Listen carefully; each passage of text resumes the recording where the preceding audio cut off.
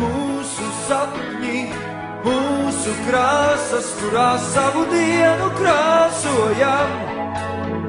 Tie ir mūsu vārdi, mūsu mēles, kuras mēs aiz zobiem neturam, jo tikai tā var uzzīmēt to visu, ko var iemīlēt. Šajā krāsainā pasaulē, šajā pasaulē.